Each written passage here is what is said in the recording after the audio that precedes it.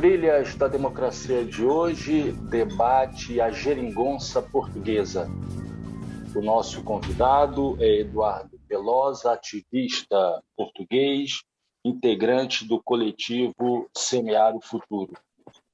Eduardo, seja muito bem-vindo ao Trilhas da Democracia. É um prazer recebê-lo nesse espaço de discussão e de defesa da democracia e dos direitos humanos. Seja muito bem-vindo, Eduardo. Eduardo, em 2018, o sociólogo e jurista Boaventura de Souza Santos publicou um pequeno livro intitulado Esquerdas do Mundo Univos. E num dos trechos do livro, ele trata da realidade portuguesa e, de maneira muito otimista, ele saudou a criação da geringonça, que, na verdade, é um arranjo governativo construído em torno da posição minoritária do Partido Socialista, com o Partido Comunista, o Bloco de Esquerda e os Verdes. Né? Um arranjo governativo que nasce em novembro de 2015. Né? E no seu comentário, na sua análise, o Boaventura diz que o fato positivo dessa reunião de partidos teria ter mantido em suspenso questões doutrinárias, questões ideológicas mais de fundo, em nome de acordos pontuais, né? Acordos pragmáticos de governança, pactuados em separado. Eu queria te convidar a fazer uma análise do que foi essa experiência da geringonça de 2015 até esse momento em que foram convocadas novas eleições para o final de janeiro de 2022. Por favor, Eduardo. Então, de facto uma excelente questão. Isso foi de facto um governo muito próprio. E assim meio, pronto, foi uma novidade assim no que é, enfim, a democracia parlamentar, já na sequência do que foi a Revolução Portuguesa, na Revolução dos Cravos do 25 de Abril, em que de facto à esquerda do PS, do Partido Socialista, nunca tinha, digamos, mais diretamente, embora não tenha integrado o governo, já vou aí, que tenha sido sustentação parlamentar do governo. Isso acho que requer até porque acredito que a maior parte das pessoas que nos vão ver são do Brasil, acho que requer uma ligeira explicação assim mínima do sistema político aqui, não é? Que não é ou seja, em que nós aqui não votamos no governo diretamente, ou seja, temos presidente, mas o presidente é apenas chefe de Estado. Nós votamos sim para o Parlamento, elegemos por ciclos regionais deputados e deputadas para o Parlamento Nacional, e é então depois desse resultado do Parlamento então que surge um governo.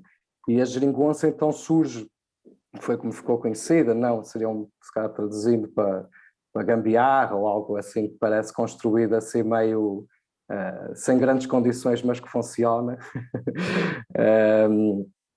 E que foi, como hoje acho que até por alguns carinhosamente, mas por outros não tanto, é como acabou por ficar. O termo surge usado de maneira pejorativa, né, pelo PSD, e depois caiu no próprio agrado e foi utilizada pelas lideranças do PS. Sim, ele vem da direita, não é? Acho que até inicialmente a esquerda evitava usá-lo, mas acho que depois entranhou-se, acho que inclusive até mesmo na hora da despedida assim foi reivindicado com esse nome e tudo, por todas as partes integrantes, não é?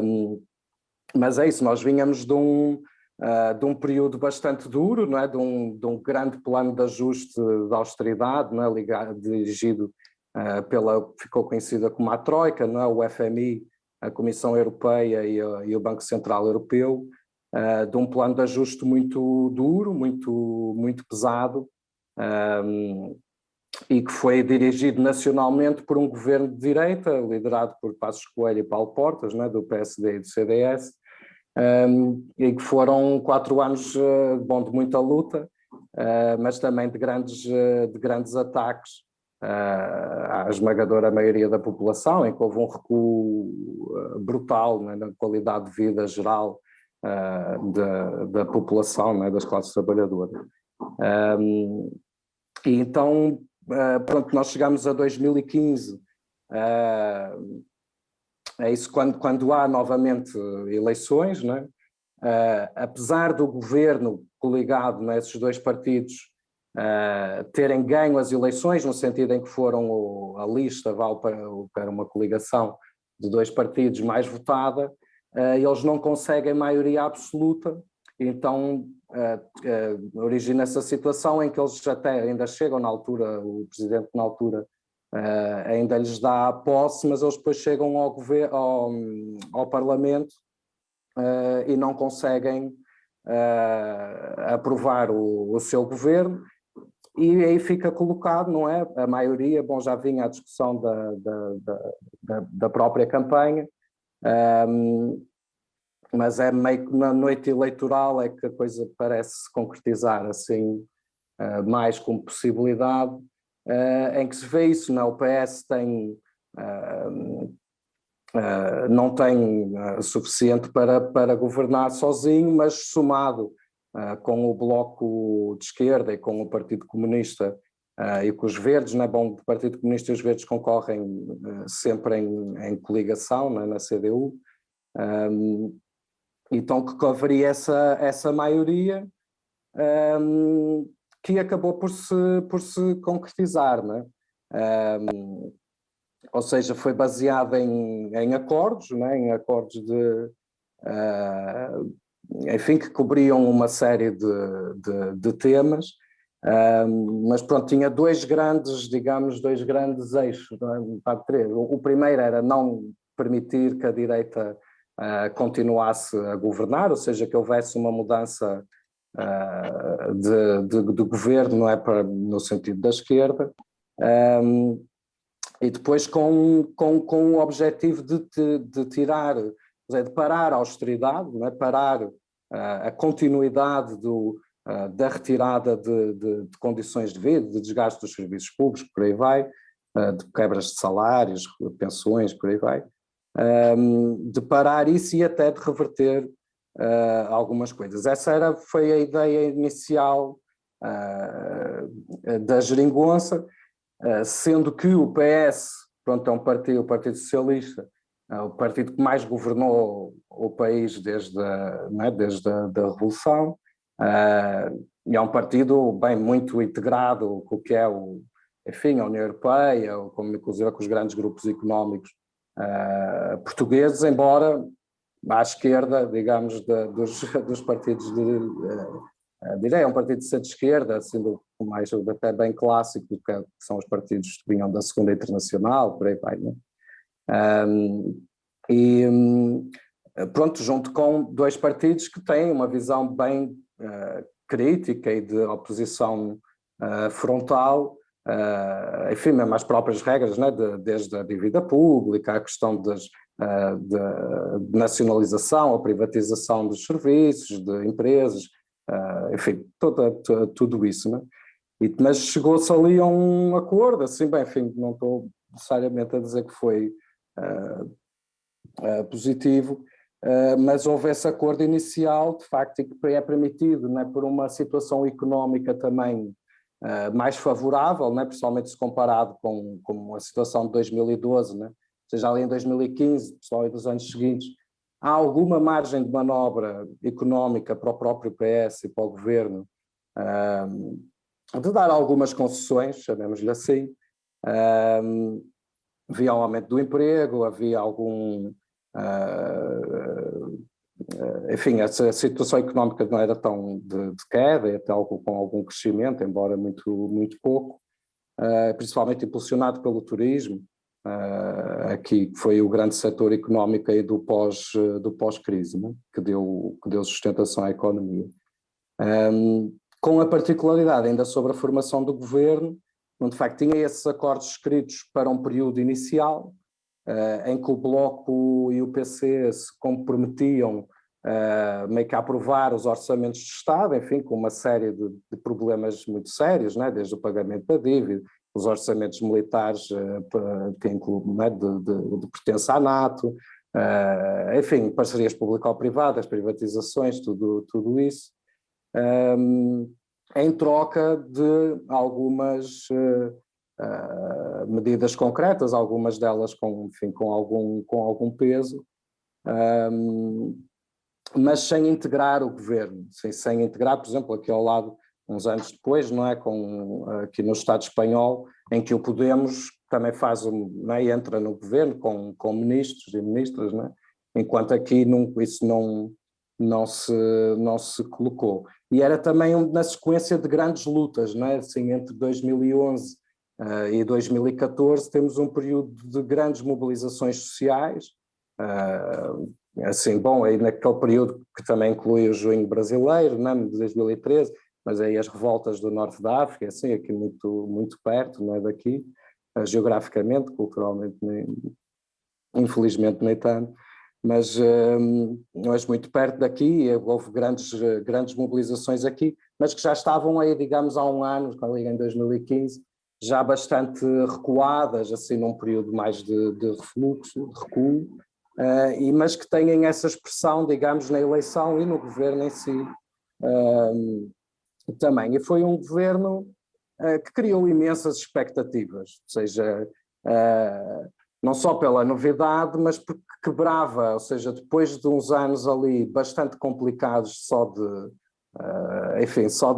meio de cair pelas escadas, deu ali uma lefada de ar fresco muito grande, não só no discurso, mas também com medidas concretas, e ainda mais numa situação internacional, enfim, como vocês conhecem bem no Brasil, não é? Ou seja, neste período, assim, até nos primeiros 4 anos do governo, no primeiro mandato, não é? Temos o golpe parlamentar contra a Dilma, a eleição do Bolsonaro, a eleição do Trump, o Brexit aqui também na Europa, com um viés bastante à direita, até xenófobo, não é? Víamos até à volta grandes crescimentos de partidos de extrema-direita, então até aqui Portugal parecia um oásis, assim, e isso também ajudou muito a sustentar politicamente e ideologicamente também o governo, todo esse período, não é? Pronto, e de facto até 2009 há uma reversão, enfim, muito parcial, mas com impacto. Há uma reversão de algumas medidas de austeridade, enfim, devolve-se, por exemplo, 4 feriados que tinham sido anulados, né, dias feriados, que voltaram a ser feriado, aumento de salário, principalmente o aumento do salário mínimo, enfim, não tanto como seria necessário, mas houve um aumento significativo, né, do salário mínimo, sendo que o salário médio não aumentou assim, não acompanhou assim tanto. Redução das taxas de desemprego? Sim, principalmente impulsionados pelo setor do turismo, né? Que teve um boom, já vinha um bocadinho de trás, mas pessoalmente a partir de 2012 tem um boom muito grande, né? O setor do turismo aqui.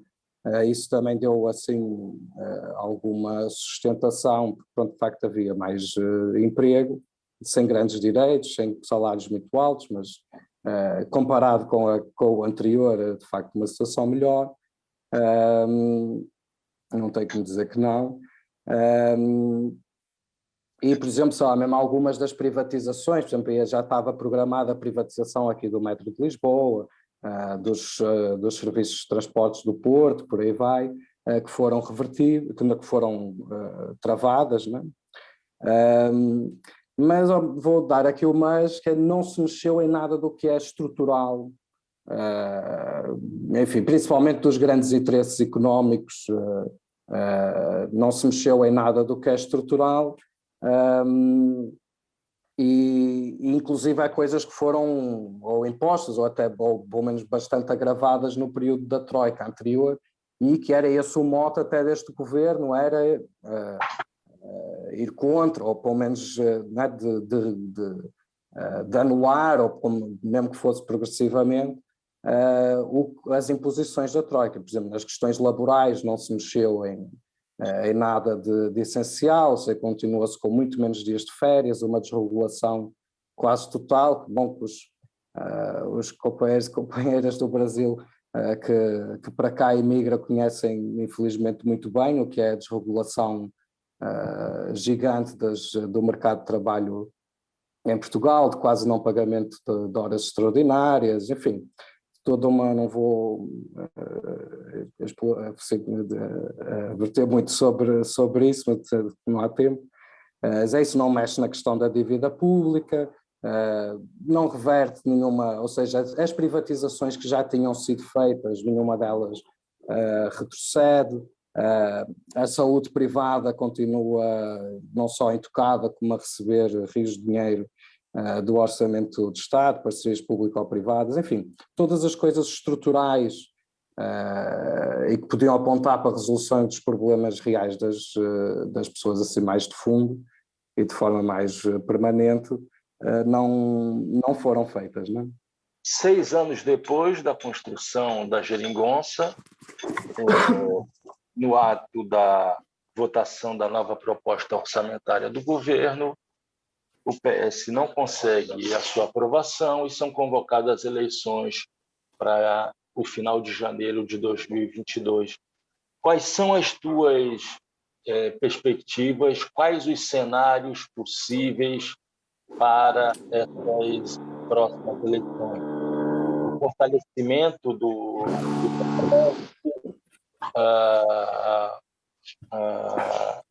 o retorno do PSD, de um governo de centro-direita, o avanço do Chega, essa nova organização de extrema-direita, um fortalecimento dos partidos de esquerda. Em suma, o que você percebe como tendências quais cenários que podem surgir das eleições de janeiro de 2022?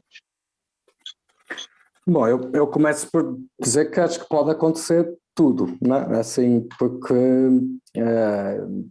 eu acho que é isso, o choque, ou pelo menos o impacto da queda do governo, ou pelo menos da não aprovação do orçamento que levou à queda do governo, teve um impacto muito grande, não é? Em todos os, quer à direita, mas principalmente na esquerda, não é? E pronto, até estes dias já começaram a sair algumas sondagens, né, pesquisas de possibilidades de resultados, mas a minha análise é que pode haver surpresas, ainda faltam, enfim, faltam 3 meses, né, para a eleição, que será dia 30 de janeiro.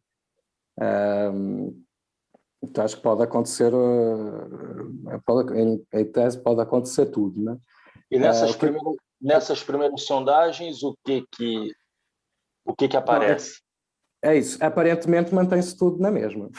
Assim, ou seja, nas sondagens há uma descida do Bloco e do PC, né, da CDU, mais do PC do que do Bloco. O PS mantém mais ou menos, e a direita, à exceção do Chega, né, do Partido Neofascista, também parece se manter, e principalmente parece estar longe, mesmo, digamos, somando a direita toda, já vou aí, nessas sondagens parece estar longe de conseguir uma maioria absoluta. Ou seja, hoje por hoje até podemos dizer que o que parece mais provável pelas sondagens é que haja, que até que se pudesse, digamos que pudesse ser uma repetição até do cenário que tínhamos anteriormente. Eu acho que o problema é que foi... Um Geringonça bis é possível? 2.0, né? Sim. É possível, é possível. Agora, mas vou falar um bocadinho de tudo, mas da crise, não é? De como é que também estoura, não é? Porque já podia ter estourado antes e só estoura agora, não é? A verdade é que tivemos há muito pouco tempo, não é? No final de setembro, tivemos as eleições autárquicas, que são as eleições locais, municipais daqui, em que, ou seja, não só o PS vinha com, não, do governo, vinha muito lançado, muito confiante, porque tinha feito tudo bem na pandemia, não havia grande desemprego, tinha agora o PRR, que é o programa, que é a tal bazuca europeia, ou seja, de grandes fundos da União Europeia para a recuperação económica do pós-pandemia. Então vinha com tudo de que ia ter uma grande vitória e até com um discurso mais à esquerda, assim mais de promessas, e a verdade é que chega à eleição e tem um mau resultado. Eles ganham a eleição, são o partido mais votado e com mais conquista de mandatos e de cidades e assim, mas não só reduz, mas, por exemplo, perde Lisboa, a capital, perde na maior parte dos grandes centros urbanos do país, e o próprio Bloco e o PC, e a CDU, o PCP, também têm uma redução significativa. Sim. E a direita, embora não apareça assim com um resultado imenso, com essa crise à esquerda, até aparece com mais... bom, vitoriosa em alguns sítios, assim aqui em Lisboa em particular, mas que sai com mais ânimo das eleições, não é? E pronto, então aí logo um mês depois é a discussão do orçamento, então foi muito impactado também por isso, e de facto pareceu chegar a um limite, ou seja, com o agravado da crise económica e social do pós-pandemia, e pressionado à direita, quer pelos grandes grupos económicos e pelos próprios pequenos empresários, que aqui que são uma percentagem grande, de não dar concessões.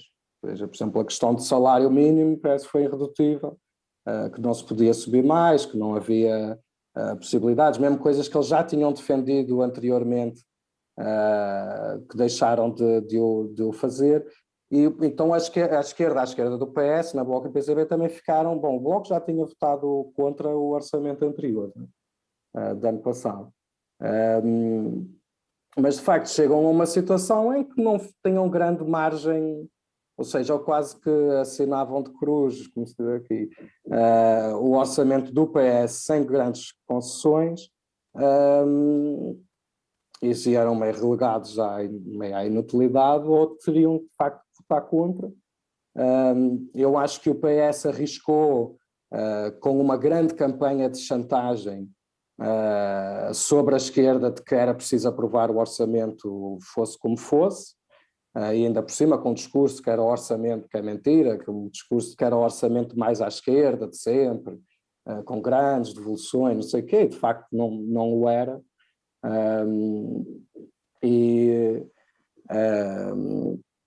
Então a esquerda fica acho que é isso, o PS arriscou que essa pressão e essa chantagem podia ser suficiente para um dos dois até se abster e o orçamento lá passava, e caso isso não acontecesse também apostava, e pronto, e foi o que acabou por acontecer, tem conjunto com o Presidente da República, que é quem tem o poder de dissolver e que dissolveu a Assembleia, né? E que é de direita, de arriscar a eleição num período em que a maior parte, os principais partidos da direita estão em eleições internas, e com alguns deles em crises quase tristes, né? Se não tivesse do lado de cá, enfim, da barricada. E a própria... Então foi um jogo calculado, né? Foi um risco calculado por parte da direção do PS. Essa coisa que não se pode dizer do António Costa, o primeiro-ministro, é que ele não tem a habilidade política. Ele é um...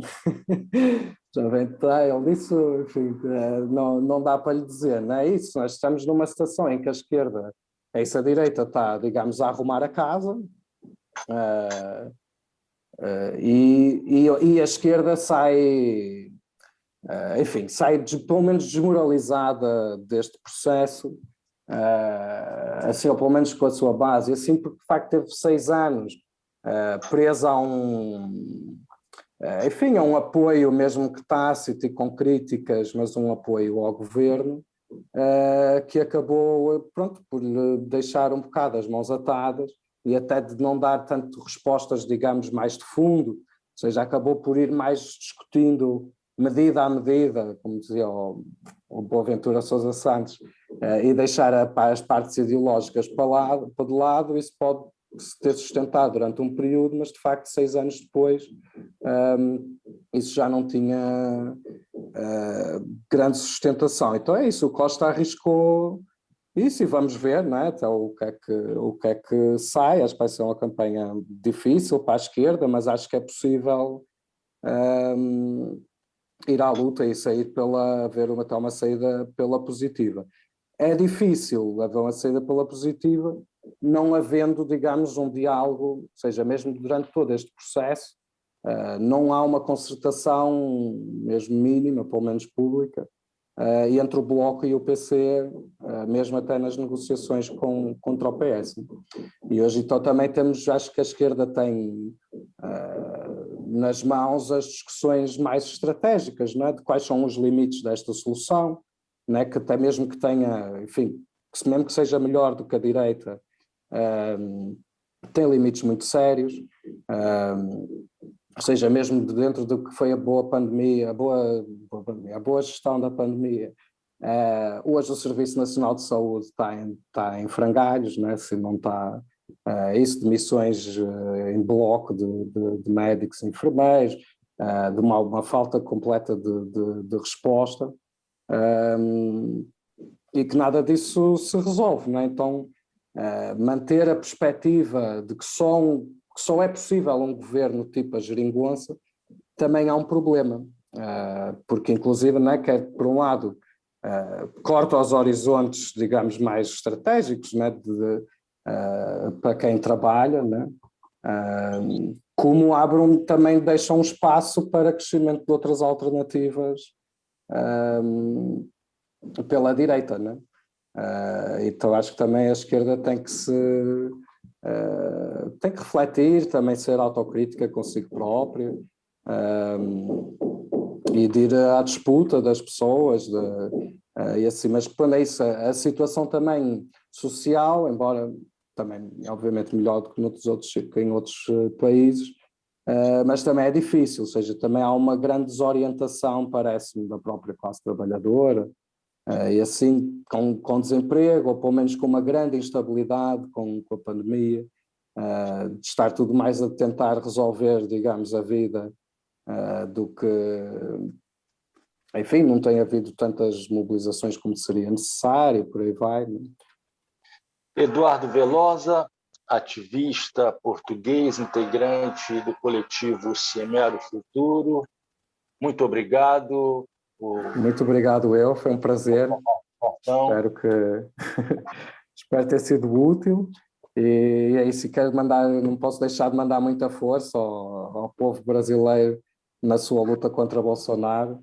Vai passar, muita força aí, estamos juntos aí nessa luta também, né, contra o neofascista aí de serviço. E o Trilhas da Democracia volta na próxima semana, sempre debatendo e defendendo a democracia e os direitos humanos. Até lá.